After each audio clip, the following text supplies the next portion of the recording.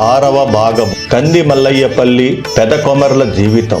బ్రహ్మం గారికి దేశాటన చేయాలని కోరిక కలగడంతో శిష్యులకు నచ్చచెప్పి దేశాటనకు బయలుదేరారు బ్రహ్మం గారు. ఆ సమయంలో పర్యటిస్తూ కంది మల్లయ్యపల్లికి చేరుకున్నారు. ఆ ప్రాంతం ఊరు బ్రహ్మం గారికి నచ్చడంతో కంది మల్లయ్యపల్లిలో నివాసం ఏర్పరుచుకుని వడ్రంగి పని చేస్తూ కాలం గడుపుతూ ఉంటారు. గ్రామంలో అమ్మవారి జాతరకు చందాలిమ్మని గ్రామ పెద్దలు బ్రహ్మం గారిని అడగగా, నేను పేదవాడిని, ఏమి ఇవ్వలేని పరిస్థితిలో నేను ఉన్నానని బ్రహ్మం గారు బదులిచ్చారు. గ్రామ పెద్దలు బ్రహ్మం గారిని చులకన చేసి మాట్లాడారు. అప్పుడు బ్రహ్మం గారు ప్రశాంతముగా గ్రామ పెద్దలను చూసి, సరే నాకు తోచినది ఇస్తాను, కానీ ఇక్కడ కాదు, ఊరి అమ్మవారి గుడి ముందర ప్రజల సమక్షంలో తీసుకోవాలని కోరారు. గ్రామ పెద్దలు అందుకు సమ్మతించారు. అందరూ గుడి దగ్గరకు చేరారు. బ్రహ్మం గారు అందరి ముందు గుడి ముందు నిలబడి గ్రామ మునసబు చుట్ట కాల్చుకోవాలి అని పోలేరమ్మను ఉద్దేశించి చుట్ట కాల్చుకోవడానికి నిప్పు పట్టుకురమ్మని బ్రహ్మం గారు పోలేరమ్మను కోరగానే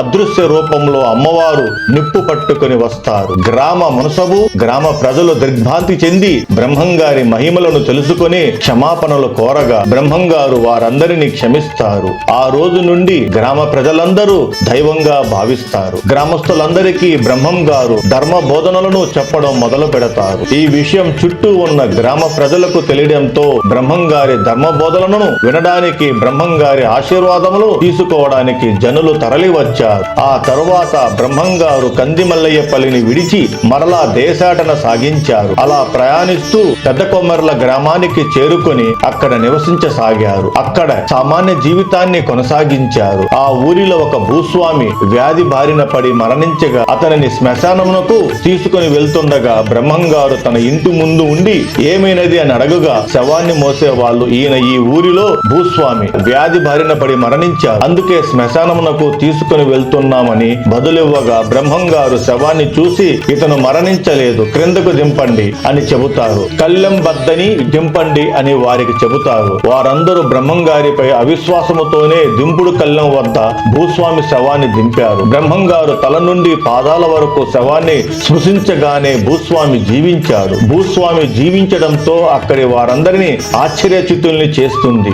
అందరూ బ్రహ్మం గారి పాదములపై పడి, బాధతో మీ యొక్క మహిమలు తెలుసుకోలేకపోయాము, మాకు బుద్ధి వచ్చింది, మమ్మల్ని క్షమించండి అని వేడుకొనగా బ్రహ్మం గారు వారందరికీ ఆ రోజు నుండి ధర్మ బోధనలు చెప్పడం మొదలు పెట్టారు. ఆ ఊరిలో బ్రహ్మం గారిని విశ్వసించని వ్యక్తులు బ్రహ్మం గారిని ఆట పట్టించాలని బ్రతికున్న వ్యక్తిని పాడిపై పడుకోబెట్టి బ్రహ్మం గారి దగ్గరకు తీసుకుని వచ్చి ఇతనిని బ్రతికించమని బ్రహ్మం గారిని కోరగా, బ్రహ్మం గారు తన దివ్య దృష్టితో జరిగినది తెలుసుకుని మరణించిన వ్యక్తిని ఎలా బ్రతికించగలను అని బదులివ్వగా వెంటనే పాడెపై ఉన్న వ్యక్తి మరణించగా అందరినీ ఆశ్చర్యపరిచింది. అందుకు తప్పు తెలుసుకొని బ్రహ్మం గారిని వేడుకొనగా బ్రహ్మం గారు అతని తలపై తన చేతితో స్పృశించగానే అతను బ్రతికాడు. ప్రజల కోరిక మేరకు అందరికి జ్ఞానబోధ చేశారు. బ్రహ్మం గారి దగ్గరకు వచ్చిన వారందరికీ తత్వజ్ఞానాన్ని బోధిస్తూ కుల మతాలకు అతీతముగా అందరూ సమాజ బాటలో నడవాలని బోధించారు. భవిష్యత్తులో జరగబోయే విపత్తులను గురించి తన కాలజ్ఞానంలో సుస్పష్టముగా వివరించి జనులందరినీ సన్మార్గంలో నడవమని బోధించారు.